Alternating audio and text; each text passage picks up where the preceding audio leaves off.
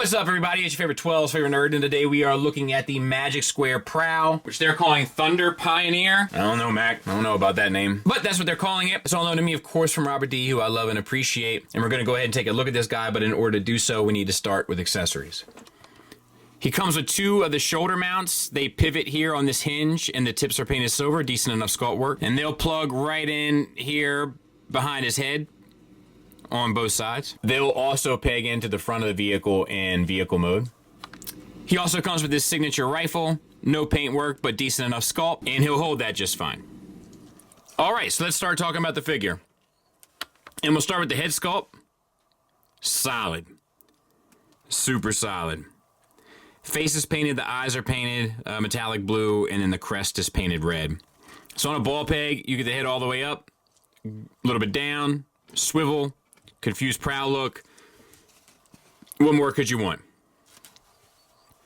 The doors also articulate on this pin. They also hinge forward and back, so they should be able to get out of your way. Front of the chest, we have the black and silver paint, along with the highlights there, or the little accents for the, I feel like there's somebody outside my house. Headlights. I don't know why I was struggling with that. Then we have the shoulders. Ball peg here gets you up to 90 degrees. It also gets you 360 around. And that's about it without starting the transformation process. It's a single hinged elbow that gets you 90 degrees. However, there's another hinge at the bicep that acts like another hinge, which gets you the full range, and I think it works well. There's a bicep swivel. There's also a wrist swivel. Let's back out a taste. Same for the other side. Not a lick of paint on the arms. We have a waist swivel. We have a ab crunch, a reverse ab crunch. The hips are T-jointed ball joints. They get you the full Van Damme. They get you pretty much the full Monty. This backpack has a tendency to want to pop out on me. Thigh swivel at a cut joint. I think it's technically a double hinge knee, but there's only one hinge that really works in robot mode. It gets you about 90 degrees. I think we give it to him. Light blue paint added there. Back out a taste more. We have an ankle tilt up. These flaps are just used to cover down. We have an ankle tilt up. We have an ankle tilt down. And we have a rocker, along with the accents for car mode that we can talk a little bit more about when we get to car mode. And then there he is from the back. Pretty clean, pretty full. Size comparison-wise, there he is with our usual suspects, the old school Iron Factory scale blaster and the Stunticon from Hasbro. And there he is with Magic Square Prime, so I think he scales quite nicely. To be honest, fair, and true to myself. Let's get him transformed. So rotate the shoulders up till you can see the ball peg there. Rotate the bicep swivel so that the arm can tuck underneath. You want to open all of this up. Oh, I'm sorry, I did that wrong. So you want to open this up and fold this piece and then rotate the bicep swivel so that the hand can go underneath. And I think we want the fingers to be, like the back of the hand to be at the front. So that, I believe, is what you're looking for. Let's go ahead and do that times 2. And pull this down. Close the, it's a tight little joint.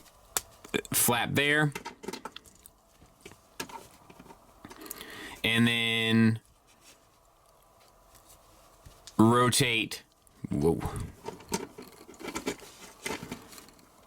until, and then we want to collapse so that we see the back of the hand, I believe. There, rotate the waist 180. Now we're going to do the legs. Rotate the heel spur forward. This is how it comes in box, by the way, with the heel spur forward. So if you find them to be a bit unbalanced, just flip that bad boy out. You know what I mean?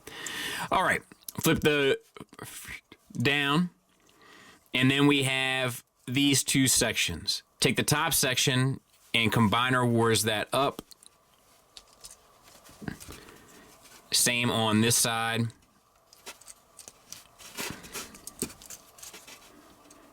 Combiner Wars it up. The bottom section comes down, flips at the furthest, at the, you'll see it when you got to do it. Take this kneecap here, close that down. Some of the tolerances on the hinges are a little tight. But that's what we're looking for there. Same on this side. Make sure that our knee flap is down. And then peg them together. All right, so let's finish off. Untab the arms from the side of the body. Untab the backpack. And you want to flip the backpack over twice. So this piece down and then this piece down. Turn the head 180. And then we can open this up. Flip the wheels out.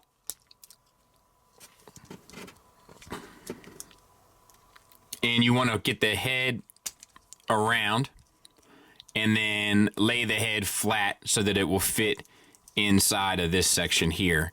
But in order to get that, you need to bring these pieces up. And then we can kind of bring this down. And just, there's not a whole lot of room.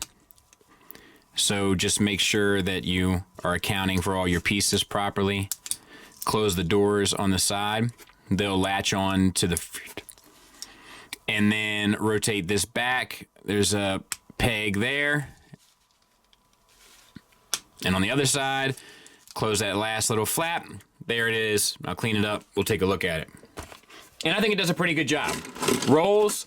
We got silver on the wheels. The Patrol is painted, obviously. Or it's actually, I think the Patrol might just not be painted. Like it might just be absent from the black, which is interesting too.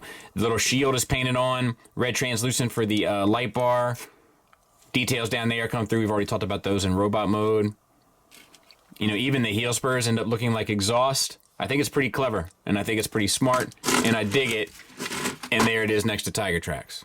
Final thoughts-wise, let's start with the negatives. Same as usual. I'm not crazy about the materials on Magic Square products. I know I probably sound like a broken record in that regard, but it's my record to play, isn't it? And I'm still just not crazy about it. Magic Square has been known to include extra hands and stuff too in the past. I didn't see any in the box in this one, but I would have appreciated some posing hands. Those like just holding hands with nothing to hold when he's only got one weapon. You know what I mean? Kind of obnoxious. And there's some stuff, once again, this is mainly because of the materials, but there's some stuff that has a tendency to kind of come undone. Like Duran Duran. The backpack has a tendency to come undone from robot mode, and I feel like some of the stuff in the feet ends up looking a little sloppy from time to time, depending on the pose you have him in. But honestly, that's it.